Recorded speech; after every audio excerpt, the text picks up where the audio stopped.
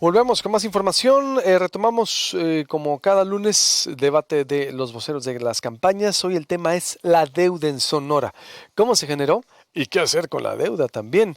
Y están por acá, les agradezco que estén aquí en el estudio. Roselena Trujillo de Movimiento Ciudadano, Ricardo Burtz, ¿cómo estás? Hola, Buenos muy días. bien, buenos días. Saludos, Roselena. compañeros. Buenos días. Eduardo Urbina de la Alianza Va por Sonora, de la Alianza, ¿verdad? De la Alianza. Muy buenos Qué días. bueno. Tú sí no la vas a No, no avergonzar de la tengo Alianza. ningún Qué problema. Ese bueno. que va Lo por que pasa es Sonora. que en el otro debate traen de repente cada uno están, ya no se sabe bien y luego dicen, no, yo no, vengo nomás con Ernesto Gándara. Bueno, y la Alianza. Pero tú sí vienes con la Alianza, Con la Alianza. representando. Alianza va por Sonora porque hay otras alianzas. No, la Alianza por Sonora va por Va Sonora, por por lo Sonora. tanto Ernesto Gándara. Va por Sonora Ernesto Perfecto. Gándara. Todo completo representa. Sin problema. Bueno.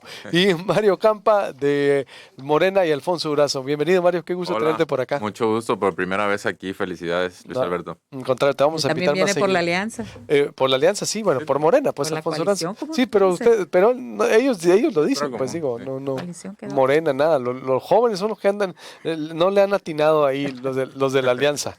Bueno, perdón, los de Ernesto Gándara. Bueno, no, es ironía, es un rompehielo. Bien. Pues la deuda, ¿cómo se generó?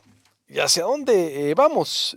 ¿Quién abre? ¿Quién quiere abrir con la deuda? Al experto alemán, al A nuevo ver, en la mesa. Vamos adelante. 1 minuto y medio para el contexto, réplica 1 minuto y medio y contrarréplica 1 minuto y medio y después libre para no hacerlo tan acartonado. Sí, bueno, yo empezaré como un breve repaso histórico de lo que ha sucedido en los últimos sexenios, ¿no? Recordemos que con Eduardo Burtz hay un incremento en la deuda para un programa de infraestructura, ¿no?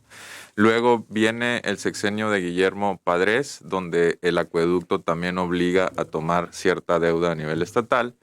Y en el sexenio de Claudia Pavlovich llevamos aproximadamente 5,000 millones de pesos para un total en este momento de aproximadamente 28,000 millones de pesos en deuda del gobierno estatal. Esto excluye pues a los municipios, a ciertos órganos, por ejemplo los de agua, pero estamos hablando de que Sonora en estos momentos es una de las entidades más endeudadas con respecto a lo que es capaz de generar, que mucho de ello viene de impuestos, ¿no?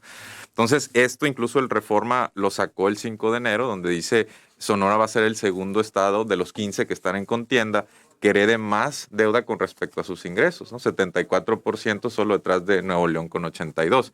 Entonces nos enfrentamos a que está la deuda en un momento crucial, en donde es muy alta.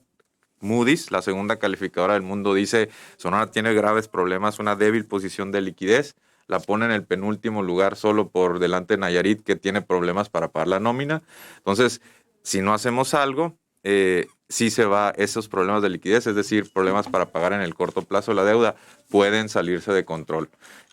Subir la deuda ya creo que ya no es viable en estos momentos, ¿no? ¿Cuánto es la deuda de Sonora? A ver, La Roselena, deuda, a ver, bueno, va a salir a ver. Claudia Pavlovich y va a entregar, ahorita lo decía también Mario, alrededor de 28,400 millones de pesos aproximadamente, sin contar municipios y demás, que también es otra historia, ¿no?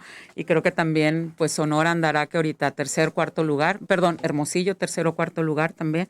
En ese sentido, fíjate, creo que de repente muchos de los ciudadanos se van con la idea de que endeudarse es algo que no se debe de hacer, pero a final de cuentas yo creo que la deuda pública tiene su contraparte, o sea, tiene su parte positiva y su parte negativa, o es un arma de doble filo, finalmente también, ¿no? En muchos momentos de la historia creo que la deuda ha permitido generar obra pública, mejorar la calidad de vida, y yo creo que esa es la parte fundamental en la cual los gobiernos deberían de tener un ejercicio muy pulcro de los recursos que se generan a través del endeudamiento. Fíjate, ahorita que mencionaba esos datos, Mario, en los últimos 10 años, el incremento de la deuda del 2011 al 2019, 2020, la deuda se incrementó en 108%. Entonces, estamos hablando de que el periodo de mayor endeudamiento de la situación actual de la deuda en Sonora, pues corresponde al gobierno de Guillermo Padres y al actual gobierno de Claudia Pavlovich. Finalmente, podríamos decir que es una deuda pública con el sello del PREAN, ¿no? De alguna manera también, ¿no? En este periodo, en estos últimos 10 años, pues podríamos decir, Vamos con la alianza. Okay. Adelante, Eduardo. Muchas gracias, Luis. Primero hay que aclarar muy bien los datos. No son 28,000 millones de pesos, creo que se está repitiendo nomás la cantidad, son 24,000 millones, ¿no? un poquito para especificar muy bien, 23,000 millones, 24, y el resto sí significa los municipios, los 28 es junto con los municipios, es decir, es la deuda subnacional ya de Sonora. Eso que implica que en el último, hasta febrero, el corte que tenemos, incontando la deuda a corto plazo, es 22,000 millones de pesos, contando las amortizaciones.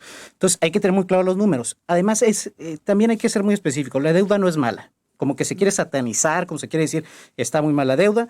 Hay una nueva ley de disciplina financiera. Esa ley de disciplina financiera marca cuándo un Estado puede endeudarse o no. Y hoy por hoy, Sonora está en verde en su semáforo. Después de que en el 2016 estaba en amarillo, hoy aparece en verde. El último crédito que se contrató fue por estar en verde. Y eso lo dice la ley de disciplina financiera que fue aprobada de manera unánime por el Congreso Federal. Entonces, la verdad es que no hay un problema de deuda como tal. El tema que debate es qué se hizo con la deuda y qué proyectos de infraestructura son los que se impulsan con esos temas. No hay problema de deuda, dices entonces. No tiene Sonora problema de deuda. Según la ley de disciplina financiera, no. Aquí está en verde, es publicado constantemente y está en verde. Bien, ¿alguien quiere hacer una réplica? Sí, por supuesto que esa deuda generalmente se refiere a la de largo plazo, pero ¿qué sucede si en el corto plazo nos estamos endeudando a nivel proveedores? Es muy probable que dejemos las líneas de corto, además la ley financiera estipula que las líneas de corto plazo se tienen que liquidar antes de que abandone el actual gobierno, pero los proveedores no. Entonces, ¿qué pasa si llegamos un nuevo gobierno y entonces el ISTESON resulta que tiene un montón de deuda con los proveedores, que el gobierno del Estado y sus múltiples dependencias también? Pues quizá tengas que recurrir a deuda adicional y entonces el semáforo ese ya no sirve porque además va retrasado con respecto a algunos trimestres. El ISAF por primera vez en la cuenta pública del 2019 puso que los activos son iguales a los pasivos del gobierno estatal. Es decir, si vendiéramos todos los edificios y todo, únicamente nos alcanzaría para liquidar la deuda, no nos quedaríamos con ningún ahorro. Y eso sale en el 2019. 2020, 2021 es probable que ya tengamos más pasivos que activos. Eso es terriblemente complicado porque tiene razón Roselena. Pues sí, la deuda no es mala si la estás invirtiendo en infraestructura, ¿no? En infraestructura productiva que además puede crear más ingreso. Pero ¿qué pasa si se está yendo a gasto corriente, a proveedores para materiales? Entonces esa deuda se puede salir tranquilamente de control. Los 4 primeros gobiernos de Claudia Pavlovich tuvieron algo que se llama déficit primario. Ingresos fueron menores que los egresos, incluso antes del financiamiento, ¿no? O sea, estamos incrementando la deuda constantemente y se puede salir de control. Eduardo, a ver, bueno, Eduardo y luego tú, Roselda. Bueno, primero, hay que ser muy claros, es un desconocimiento total. La ley de disciplina financiera marca que los créditos no se pueden utilizar en gasto corriente. Sencillo. O sea, no es de que si quieren o no quieren. Obligación tiene que estar para infraestructura. Y me llama la atención que hablen de este tema del déficit, ¿no? Hoy, este año, el presupuesto federal de Morena presupuesta 700,000 millones de pesos de déficit, ¿sí? Es decir, sus ingresos son menores a sus egresos. Eso implica una irresponsabilidad. Y te lo digo con números claramente. Los 2 años que ya el gobierno federal de Morena ha endeudado a los sonorenses, ¿sí? A los sonorenses o a los mexicanos, 10,000 pesos por cada persona. ¿Sí? Si tocamos la deuda de este sexenio, por ejemplo, son 2,000 pesos, nomás para poner en perspectiva. Es decir, la deuda no es mala, y conste que no estoy criticando, simplemente decir que la deuda de la federación es buena, la deuda del Estado es malo, la deuda de los municipios es buena si gobierno yo, pues creo que es bastante irresponsable. Y también dejar muy claro, me llama la atención que digan que es del PRIAN, cuando la verdad hay que ser circunstancia. Y Manuel Villegas, que votó a favor del crédito, ahí lo ponen de candidato en Guaymas, pues. Es decir, cuando lo hacen así, ahí sí, le doy una candidatura, no importa que haya endeudado, ¿no? Entonces, no, y es criticar por criticar. Hecho, no. Es criticar por criticar. Está mal que lo haya Vamos hecho. con Roselena y luego ya vamos a formato abierto. O sea, adelante, Roselena. mira, los diputados que en su momento estuvieron en un partido y ahora están en otro, yo creo que en su momento hay que señalarlos y hay que reclamarles, pero pues no lo uses como argumento para defender algo que es indefendible. Discúlpame, Eduardo, ¿no? Fíjate, el problema, creo yo, además de la deuda a largo plazo o la deuda a corto plazo, creo que es una de las partes que debe preocupar más. Si bien la ley de disciplina financiera ha puesto candados al endeudamiento a largo plazo, pareciera como que la deuda a corto plazo está así medio libre. Hay muchas lagunas que se han utilizado precisamente para estar generando esa deuda que, si bien se debe de liquidar dentro del periodo en el que se contrató, también está muy suelta en términos de transparencia y en términos de ejercicio presupuestal. Y creo que ahí es donde se debe de poner mucho ojo. Del 15 al 19, que es el periodo de gobierno actual. Estamos hablando de que en Sonora se realizaron contratación de créditos a corto plazo por alrededor de los 17,800 millones de pesos. Y el problema aquí es en qué se fue, ¿no? En qué se fue, en qué se gastó. Se dice que se gastó un porcentaje muy fuerte en pagos de ISSSTESON, en los fondos de retiro, pensión alimenticia, pero también hay un porcentaje, de acuerdo a datos proporcionados por el doctor Germán Palafox, alrededor del 22% se fue a pago de gasto corriente, y eso sí es grave, servicios personales, materiales, suministros, servicios generales, etcétera, ¿no? Entonces vamos viendo dónde quedó, porque la deuda ni la de corto plazo ni la de largo plazo se ha visto en infraestructura definitivamente. Esas tres preguntas rondan precisamente, pero ¿quieres contestar por alusión de Eduardo? Sí. Llevamos ya formato abierto. Por supuesto, mira, no es mi intención meterme en un debate tampoco muy técnico, ¿no? Porque nos podríamos estancar un poco, pero lo que dice Eduardo es incorrecto en el sentido de que hay un déficit presupuestal, pero el balance primario está ahí, es balance, o sea, ingresos igual ingresos antes del financiamiento. El financiamiento lo tienes que pagar y viene heredado de la deuda anterior, no lo puedes llevar a cero de un día para otro. Es más, va a tomar muchísimos años de gobiernos y subsecuentes y muchos sexenios más. Ahora, lo que está pasando en Sonora es que no únicamente hay un déficit presupuestal, sino un déficit primario. Antes del financiamiento ya estás gastando más de lo que ingresas. Eso es lo terrible, porque entonces te tienes que estar endeudando constantemente. Sí.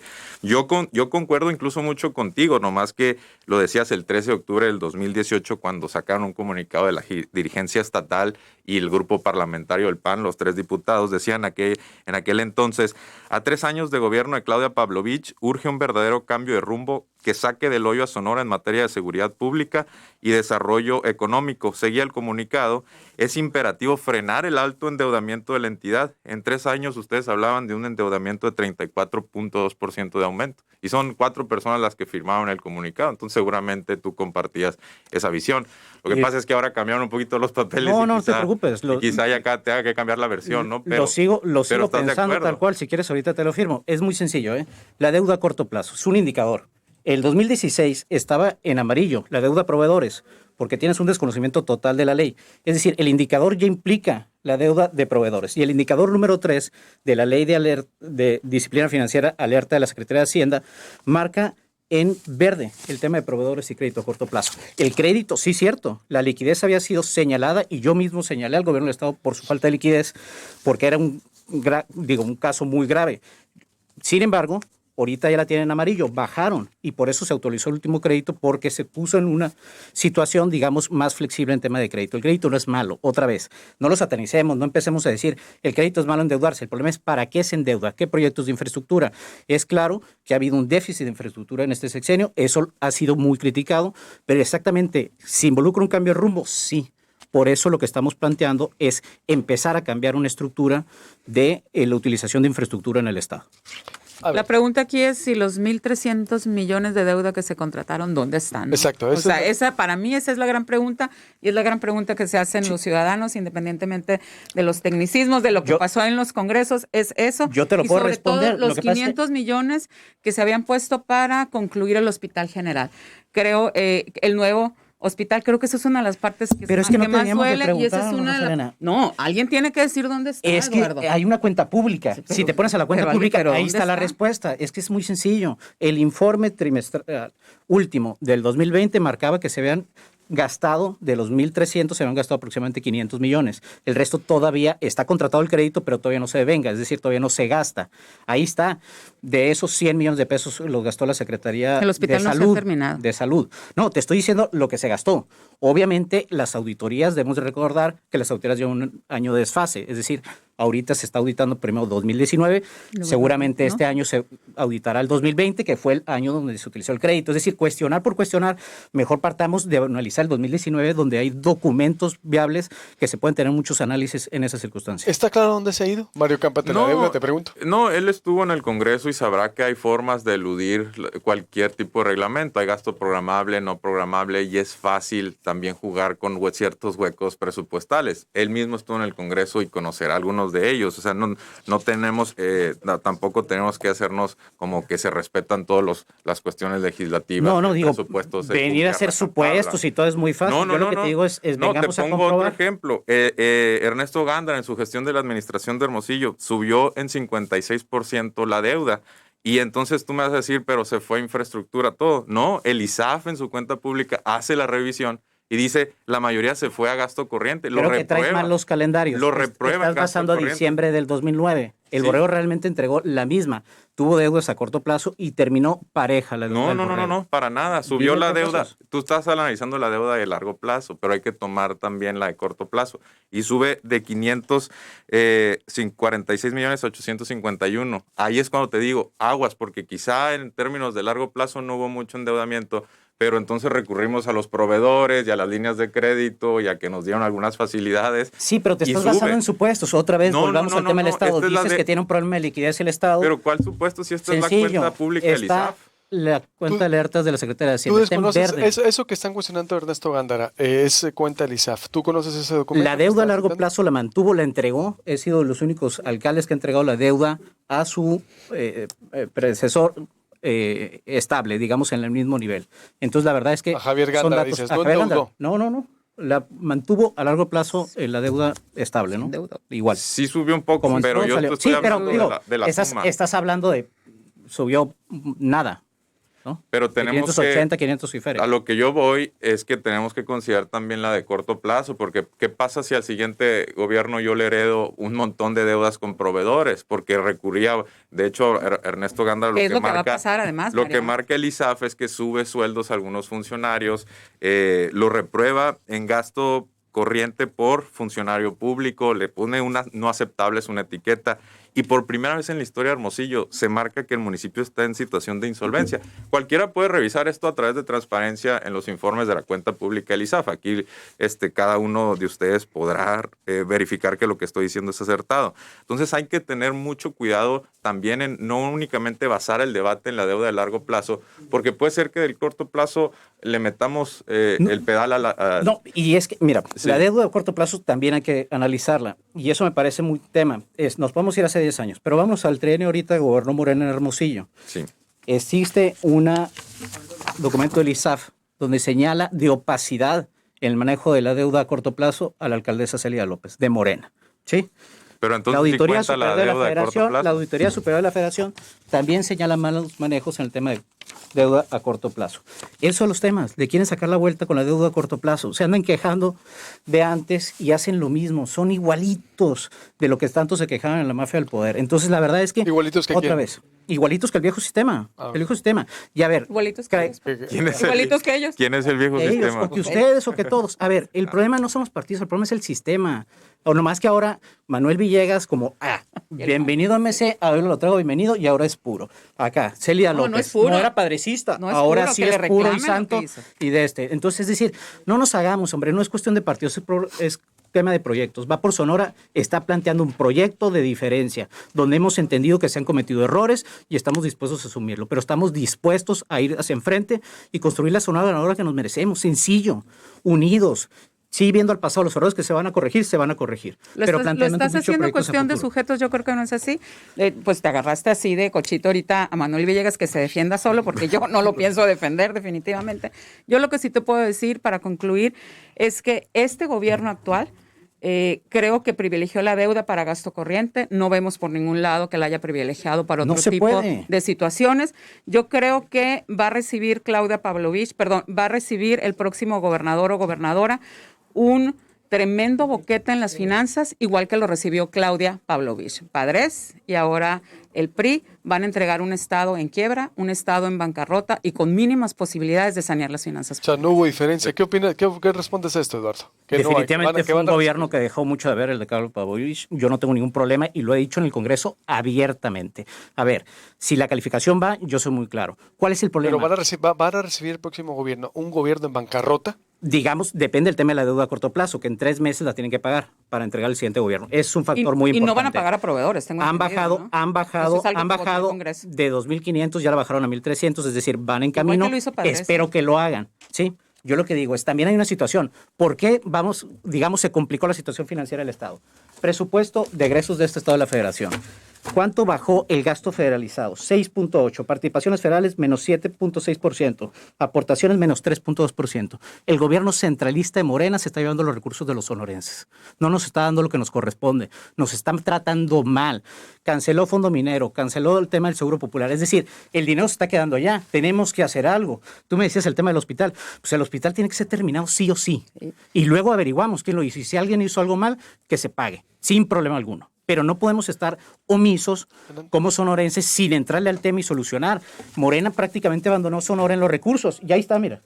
Menos 6.8%. No, clarísimo. Dinero que nos corresponde, que Morena nos los quitó. Y en esa parte, Eduardo, yo sí coincido que a los diputados federales de Morena les faltó mucha gestión. Les faltó mucha gestión a nuestros diputados generales en términos de bajar recursos. En términos per cápita, cada sonorense por la cuestión de la deuda estatal debe 9,200 pesos más o menos, términos redondos, contra un promedio nacional de 4,600. Es decir, Sonora por algún motivo es de las entidades que más se endeudó.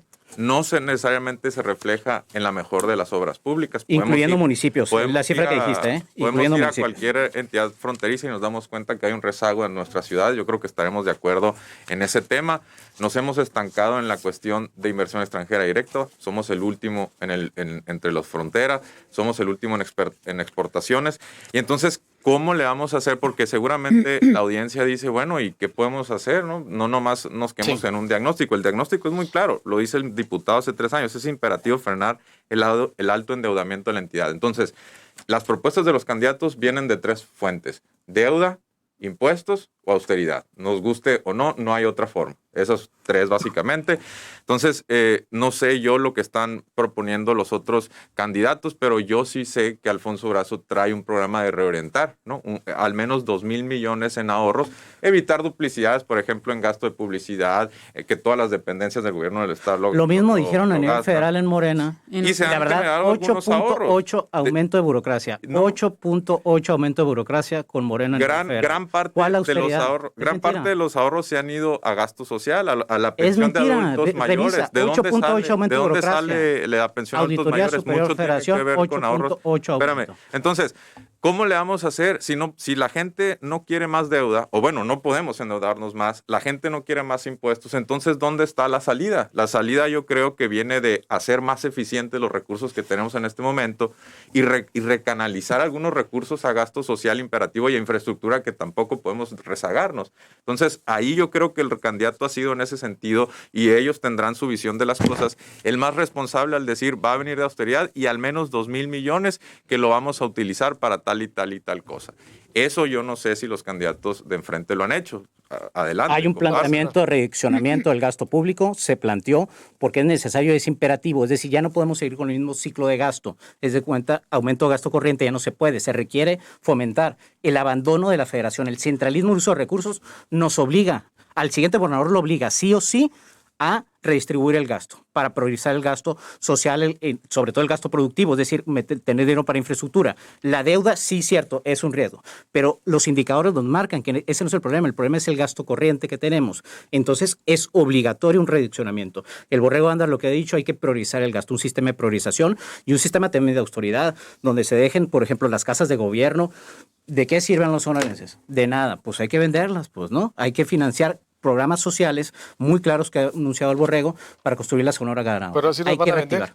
Claro que sí. Sí, a ver, es un parteaguas. No, a ver, se está marcando un parteaguas. Sí, y yo estuve en desacuerdo en muchas cuestiones que hizo el sistema. Si estoy aquí es porque creo que llegó el momento, después de la pandemia y después de lo que ha pasado a nivel federal con Morena, de que nos pongamos de acuerdo los sonorenses y construyamos la Sonora ganadora, los sonorenses, más allá de partidos políticos. En esa parte, ya estamos cerrando. En esa parte yo creo que Ricardo ha sido muy claro. Él ha tenido un manejo muy pulcro de las finanzas públicas en su momento cuando lo tocó, es experto en eso. Y creo que a final de cuentas con visiones diferentes, pero estas 3 propuestas han estado hablando de cómo optimizar los recursos que ya existen. El manejo de la deuda creo que es algo que tiene que basarse en un muy buen análisis. ¿Cómo le hago, no? Porque si vas a llegar, vas a reestructurar, pues obviamente creo que no va a ser nada bueno. Pero yo creo que tiene que ver, sí, con la austeridad, con hacer eficiente el aparato burocrático. Tenemos un aparato burocrático muy obeso. Hay que buscar optimizarlo y hay que buscar reorientar cierto tipo de recursos a gasto social, pero a gasto social y a infraestructura y obra pública. Yo creo que es por ahí un poco lo que Ricardo ha estado señalando, y el aseo de las finanzas públicas con su correspondiente parte de transparencia y rendición de cuentas, que creo que es la parte que falla. Ya vamos a cerrar. ¿Ibas a decir algo? Sí, yo nomás te decía, yo no es descarté la reestructura. La reestructura es un elemento necesario para el tema de la deuda pública, siempre y cuando se haga con transparencia. No como la alcaldesa Hermosillo, Celia López de Morena, que se negó a hacerlo bajo el sistema de subasta a la inversa. Un mecanismo que es mucho más transparente y ahorra mucho dinero. ¿Por qué? ¿Por qué querían hacerlo sin subasta de reza? Y en el Congreso del Estado, Morena se negó a utilizar este esquema. Es decir, la reestructura es buena siempre que mejore tasa, mejore plazos, y creo que hay que estar abierto como una forma de financiar la infraestructura en Estado. Mario. Sí, yo hablé aquí de 3 formas, ¿no?, de financiar un proyecto o en generar un presupuesto, ¿no? Uno es la austeridad, la otra es la deuda y la otra es impuesto. Entonces, si los candidatos no están respaldando el discurso de austeridad, se vale decir que apoyan deuda o impuestos, nomás que sí tienen que transparentar de dónde van a salir las propuestas. La otra es, si dicen austeridad, hay distintas formas, ¿no? Está, por ejemplo, en Europa el recorte a pensiones, que tampoco queremos eso. Está la venta de activos del gobierno y está reorientar gastos a través de eliminar ciertas duplicidades, ciertas dependencias que están ociosas. Ahora, si vamos a vender, sí me gustaría a mí escuchar qué tenemos en mente, porque ya vendimos uno de los pulmones de Hermosillo, que era el Parque Villa de Ceres, en aquel famoso ecocidio.